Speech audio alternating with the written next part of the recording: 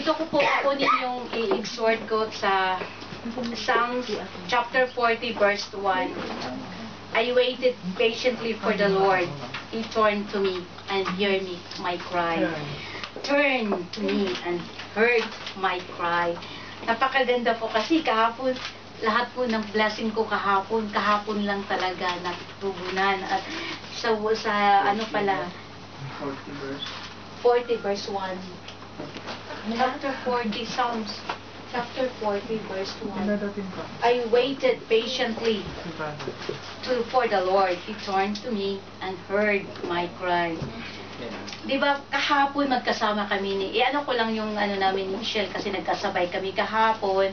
So, habang naglalakad kami, sabi niya, ate, saglit lang pupunta ko sa Dia dahil may bibilhin ako. So, hinintay ko siya, hinintay for 10 minutes, I think. So, after that, lumabas siya ng walang dala. Sabi niya, ay, mamaya na lang ate kasi ang daming tao. So, patient is not our greatest virtue. So, nandoon din ang ano lahat, hindi tayo, hindi lang si Michelle. Nandoon po lahat that we do not like to wait. Yung minsan, ay dami nakapila dito, ganito, ganyan, or kahit isa sa atin or anything. Which is precisely why I should never get in the line. Katulad kay Michelle na, ay ayoko ate makipag, ano, kasi ang dami kasi doon na lang ako bibili sa Philippine store. So parang, di ba, gano'n na, nandoon na sa atin talaga na hindi tayo makapag-antay. Pero alam mo, God really is good dahil ako din parang Lord, I cry yun, nakipagbuno na po ako sa aking mga request kasi sabi ni Joel Stim, boldness. Nilista ko pa itong salary, ito ang time, ito ang ganito. Oh, boldness talaga ako nagsusulat na, Lord, ito po ang hiningi ko kasi I have to, meron po akong meron akong gagawin sa sarili ko, kaya naghahanap po ako ng trabaho.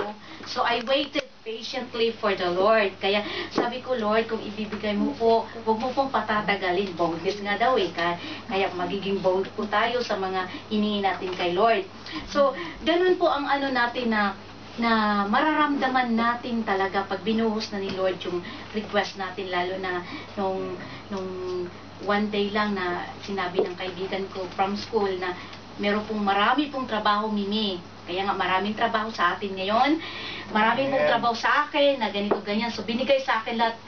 She is also a Christian, nasa kabilang church, pero I don't know bakit sa atin binigay yung trabaho. Meron pa po tayong mamaya. So sabi ko, ito, ano ko muna, isa lang kukunin ko. Ito parang pinag-pray ko muna sa mga numbers na binigay niya. So sabi ko, Lord, I waited patiently for you. Sabi ko ng ganon.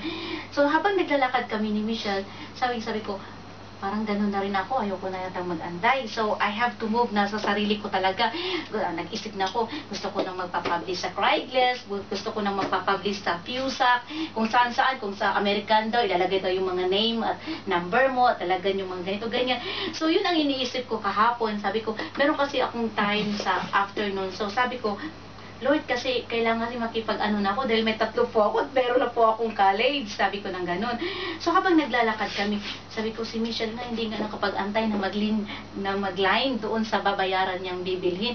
How much ako, Lord, kailangan ko pong magtrabaho dahil po meron po akong college. So I have to, hahanap na lang ako or magpa-publish na lang ako sa Fusac. So at the time, tumawag yung employer. Sabi niya, oh, see you on 4 o'clock. Sabi ko, okay, sige, try ko muna to. So, alam nyo, yung nararamdaman ko kasi kahapon, noon ko palang napansin. Kasi last week, ito po ang inano ko, yung nabasa ko sa Psalm 40 na nilagay ko pa doon sa notebook ko, I waited patiently for the Lord. He turned to me and heard my cry. Ginawa ko yun one night. Sabi ko, Lord, umiyak po ako, Lord. Sige po, Lord, mag-wait po ako dahil alam ko po na my thoughts, my decision is higher than you. Parang, dumating sa punto na kailangan ko na, parang, Lord, hindi na ako po makapag-antay. Talagang sarili ko na po ang magmaniobra, hindi na po kayo. Sabi ko ng ganon. So, yun pala, si Lord pala, talagang napakabait talaga ni Lord. Dahil at the time na na-interview ako kahapon, madali lang, siguro mga 20 minutes lang kami nag-usap, say something about yourself. Sa awa naman ni Lord, na-straight ko yung English ko, kasi nga English nga yung ano. Pero maayos ang pag-uusap namin. Praise be to God, dahil ganito, nakuha ko po yung trabaho. Pero yun talaga, yun na ang naano ko na, Lord, it was really patiently waited for you. And hear my cry. Napakaganda po ang mensahe ng Panginoon sa atin, dahil yung bawat kilos natin talaga, sa bawat kilos natin, hindi po tayo magmamaniobra. Talagang proven ko talaga kahapon lang talaga, dahil syempre iniisip ko, Lord, meron po akong meron po akong college, ganito, tapos magko-closing na, tapos before that sa closing, mag-enroll naman ulit, kailangan So, parang, di ba isa sa'yo, hindi naman siguro ako nakaranas ng ganito. Pag in times na nandoon na talaga yung problema, talagang, mag-aano ako ganito, kasi ganito, parang iba na yung iniisip ko, kaya, I really, talaga kahapon na, really God is good talaga, dahil, hindi lang po ako ang nabigyan ng trabaho, meron pa pong ibibigay sa atin kung sino man pong walang trabaho. Kaya we have to wait patiently for the Lord, dahil ang ibibigay po talaga ni Lord is talaga yung yung desire, the best talaga.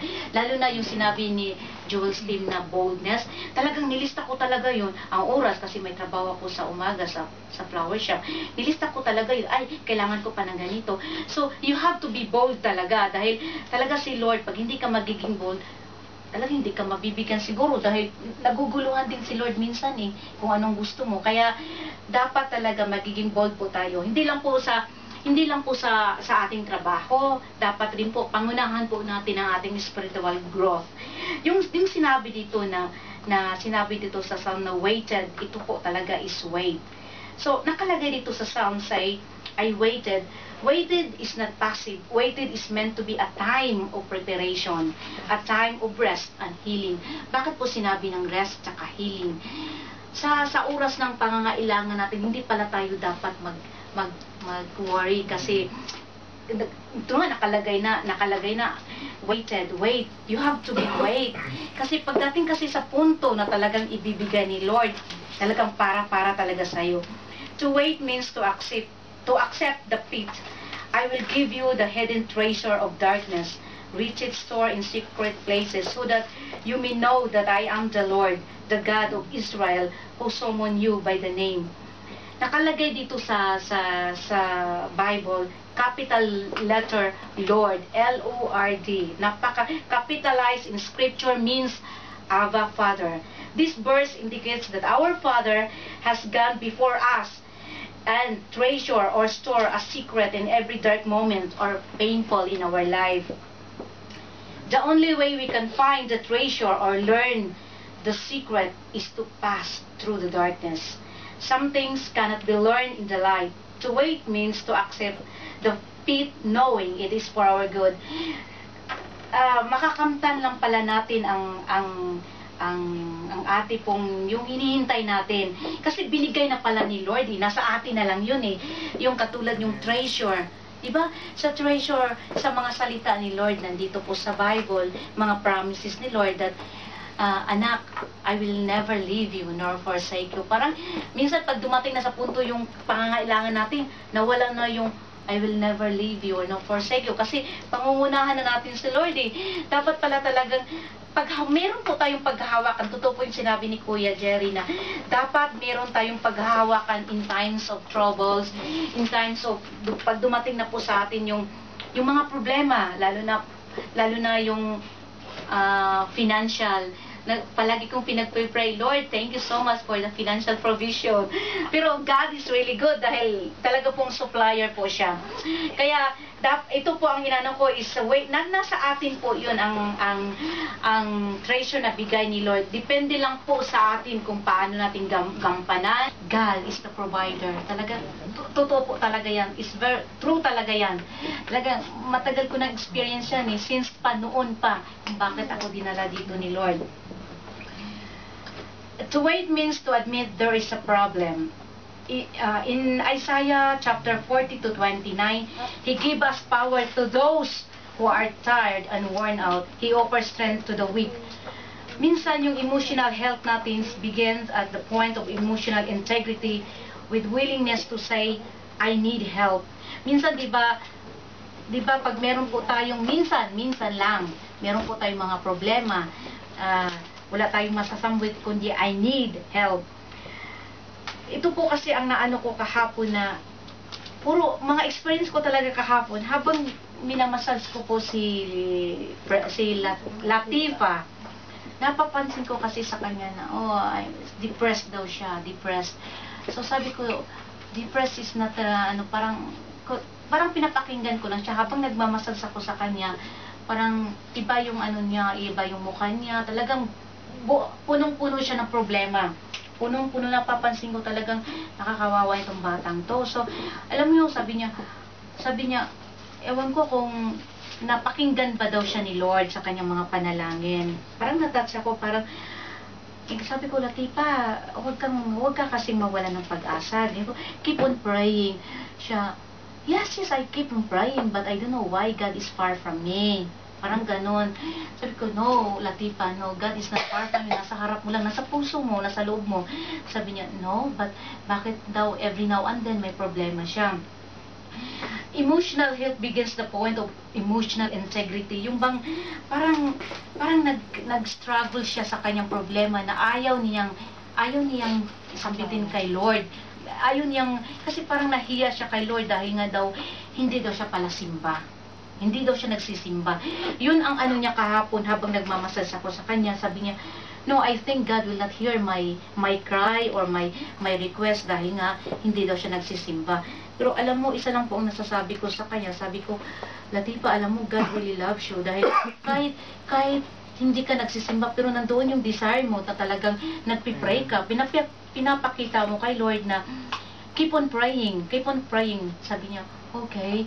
Tapos yun na nga, bumalik naman ulit sa akin, I waited patiently for the Lord. So sinare ko naman ulit kay Latifa, sabi ko, Latifa, do you believe that sometimes Lord say, we waited patiently for the Lord, we have to wait patient for the Lord. Sabi niya, yes, Mimi, sabi niya ng ganun. Pero, when, sabi niya, yun na nga, sabi ko, ano kaya isasawag ko sa when? Ikaw, keep on praying, sabi ko ng ganun. Siya, yes, I keep on praying, pero doon ako na-touch niya na sabi niya, without you, without daw sa pamilya ng Naris or with us, lahat tayo, with our prayers, doon daw sila humuhugot talaga ng lakas.